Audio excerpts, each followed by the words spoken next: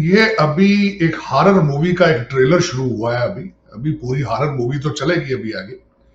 मैं एक वाहिद आदमी हूं वॉशिंगटन डीसी में जो मुसलसल पिछले 5 साल से Pakistani current administration decision makers को कह रहा हूं कि यहां पे इंडियन लॉबी आपके लिए सबसे बड़ा खतरा है।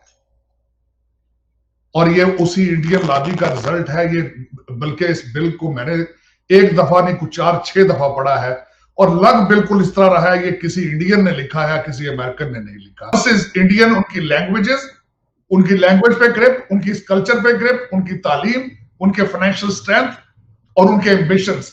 आफ्टर मोदी साहब ने बार बार ये कहने की कोशिश की है कि मोदी साहब की नेशनलिस्ट मूवमेंट कामयाब है।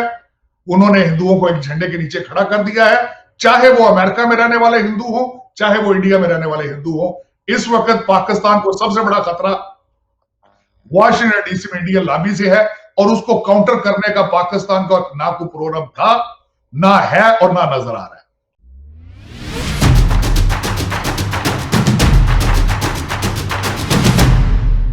जय हिंद दोस्तों, मैं हूं कीर्ति और आप सभी को हमारे चैनल पर स्वागत है। अगर आप चैनल पर नए हैं या हमारे वीडियोज आपको अच्छे लगते हैं तो चैनल को जरूर सब्सक्राइब करिए।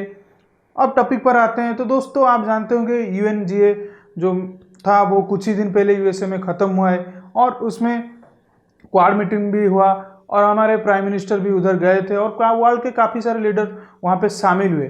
लेकिन पाकिस्तान के प्राइम मिनिस्टर उधर नहीं गए और उन्होंने लाइव कॉन्फ्रेंस में, जो वीडियो कॉन्फ्रेंस में ये कहा कि वहाँ पे तालिबान को रिकॉग्नाइज करो। लेकिन भारत का जो रवैया था वो था कि अमेरिका के साथ रिलेशन अच्छा किया जाए और जो अमेरिका अभी अफगानिस्तान से वापस लौटा है तो सब अमेरिका के अब विरोध में आ गए। लेकिन इंडिया जो मोदी जी गए वो अमेरिका के साथ बैठ के बहुत सारे अच्छे अच्छे डील किए और इस डील के तुरंत बाद, मतलब क्वाड मीटिंग के तुरंत बाद एक ऐसा मतलब अमेरिका कांग्रेस में और इस डील के तुरंत बाद अमेरिका के सीनेट में 22 सीनेटर ने एक बिल पारित किया जिसमें यह था कि पाकिस्तान के ऊपर और अफगानिस्तान के ऊपर हमको सैंक्शन लगाना चाहिए क्योंकि ये लोग दहशतगर्दी में बहुत आगे बढ़ चुके हैं। तो इसको लेकर पाकिस्तानी मीडिया जो है वो कह रहा है इसके पीछे इंडियन लॉबी का हाथ है और ये जो बिल है ये अमेरिका ने इंडियन लॉबी लिखा है और उनके सीनेटर सब इंडियन लॉबी के इन्फ्लुएंस से काम कर रहे हैं। तो इस वीडियो में आप देख लीजिए कि वो पाकिस्तानी मीडिया कैसे बोल रही है और इसके बाद हम इस वीडियो के ऊपर रिएक्शन देंगे। पाकिस्तान के आज हालात बिल्कुल इस तरह है कि पाकिस्तान 0 पॉइंट पे खड़ा है, उसके पास वैगन का कोई टिकट नहीं है। पाकिस्तान उसको कोई पता नहीं कि उसने अपारा मार्केट की तरफ जाना है या फैसल मस्जिद की तरफ जाना है। उसको बिल्कुल नहीं अभी तक पता चल रहा कि आप चाइना के साथ हैं, आप अमेरिका के साथ हैं, आप किसके साथ हैं, आप पाकिस्तान के भी साथ हैं या नहीं है।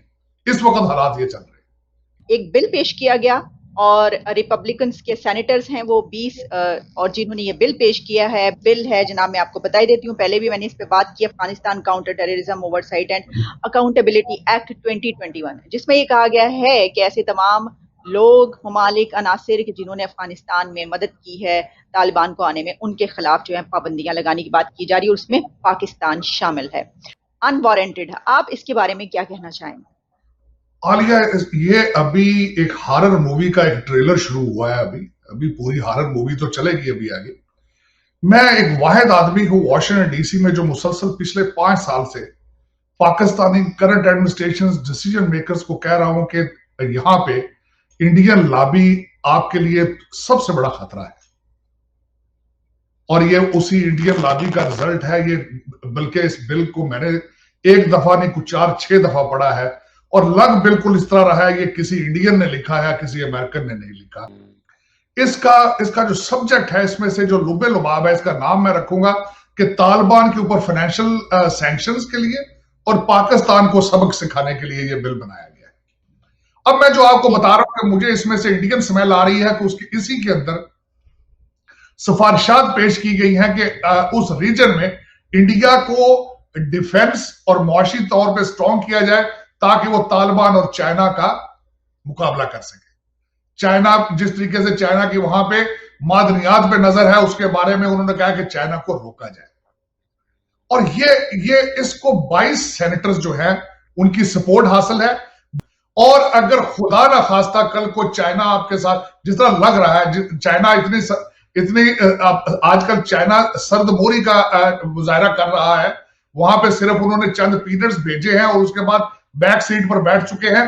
और अगर इसी तरह हालात रहे तो फिर अमेरिकन अग्रेसिवली और इंडिया अग्रेसिवली उसमें आगे जाएगा और यही बिल आगे जाके फाउंडेशन बनेगा पाकिस्तान के खिलाफ सैंक्शंस का और एम्बार्गोज का। तो असल में दूसरी तरफ मैं ये कहूंगा कि एक मौका खान साहब ने यहां ना आके जाया किया, और इस वक्त भी पाकिस्तान, वो कहते हैं ना हनूज दिल्ली दूरस्त, वो उसी फार्मूले पर बैठे हैं कि शायद ये वो जिस तरह कहते हैं ना कबूतर बिल्ली को देखकर आंखें बंद करके समझता है कबूतर चला बिल्ली। और मैं डर गया था कि 2016 में हालात और थे, लेकिन 2020 में जब डोनाल्ड ट्रंप साहब का सेकंड इलेक्शन था तो उस वक्त रिपब्लिकन पार्टी भी इंडियन जो यहाँ डायस्पोरा और इंडियन लॉबी के ग्रिप में आ चुकी थी।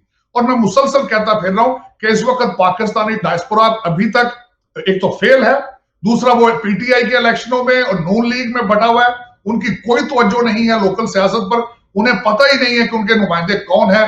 नुमाइंदा इंडियन, उनकी लैंग्वेजेस, उनकी लैंग्वेज पे ग्रिप, उनकी कल्चर पे ग्रिप, उनकी तालीम, उनके फाइनेंशियल स्ट्रेंथ और उनके एम्बिशंस। आफ्टर मोदी साहब ने बार बार यह कहने की कोशिश की है कि मोदी साहब की नेशनलिस्ट मूवमेंट कामयाब है, उन्होंने हिंदुओं को एक झंडे के नीचे खड़ा कर दिया है, चाहे वो अमेरिका में रहने वाले हिंदू हो, चाहे वो इंडिया में रहने वाले हिंदू हो। इस वक्त पाकिस्तान को सबसे बड़ा खतरा वॉशिंगटन डीसी में इंडियन लॉबी से है, और उसको काउंटर करने का पाकिस्तान का ना कोई प्रोग्राम था, ना है और ना नजर आ रहा है। और ना यहाँ पे पाकिस्तानी कम्युनिटी उसको काउंटर करने की सलाहियत रखती है, क्योंकि मैं खुद पाकिस्तानी अमेरिकन हूं और मैं एक्टिव हूं कई चीजों में, लेकिन मुझे नजर नहीं आता आज तक। मैंने इसकी कई दफा मिसाल दी आपको, 5-6 इस वक्त 5-6 इंडियन डिसेंट के कांग्रेसमैन मौजूद हैं, 2 सदारती सदर निकी हेली, बॉबी जिंदल, और उसके बाद मैं ये कहूंगा कि न्यूयॉर्क में पॉपुलेशन हमारी इतनी है पाकिस्तानियों की, एक काउंसिलमैन भी नहीं है वहां से, कांग्रेसमैन होना तो बहुत दूर की बात है। तो दोस्तों, आप जानते हैं कुछ दिन पहले अफगानिस्तान वर्ल्ड न्यूज पे नंबर 1 था, क्योंकि अफगानिस्तान तब तालिबान बहुत काबुल फतेह कर रहा था, और अभी तो तालिबान का पूरा कैप्चर हो चुका है, उनका गवर्नमेंट फॉर्मेशन हो चुका है। तो इसको लेकर अमेरिका नाखुश है, और अमेरिका जब वापस जा रहा था तो ये देखा गया कि पाकिस्तान पूरी तरह से तालिबान को हेल्प कर रहा है, और चाइना की पैसे लेकर वो मदद कर रहा है, और पाकिस्तान जो कि अमेरिका का नॉन नाटो अलाई है, वो उसका फ्रेंड होकर भी उसको धोखा दिया, मतलब एक तरीके से तो धोखे ही है, क्योंकि वो जब अमेरिका जा रहा था तो पाकिस्तान को कह के गया कि हम आपकी एयरबेस यूज करेंगे, लेकिन ये उनके पीएम बोल दिए कि एब्सोल्युटली नॉट। तो उसका तो रिजल्ट आना ही था, जो कि सैंक्शन के रूप में अभी आ रहा है, क्योंकि पाकिस्तान का जो भी है, मतलब जो भी डेवलपमेंट हुआ है, जो भी वो अमेरिका के पैसे से, आप खाएंगे उसके पैसे, लेकिन गाएंगे चाइना के और तालिबान के, तो ऐसा होगा ना।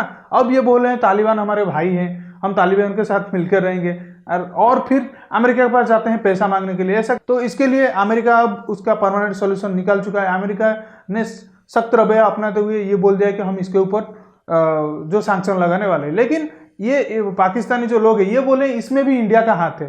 भाई, जो भी पाकिस्तान में होता है सब में इंडिया का हाथ होता है, लेकिन ये नहीं समझ पा रहे हैं कि जब ये तालिबान को हेल्प कर रहे थे तो हम ये देख रहे थे कि अफगानिस्तान में उन लोगों का कैसे मदद किया जाए, या हम अमेरिका की तब हेल्प कर रहे थे कि जो भी हम कैसे उनके जो नागरिक हैं या उनको कैसे बाहर निकाला जाए, और अफगानिस्तान के भी नागरिक यहाँ पे आए।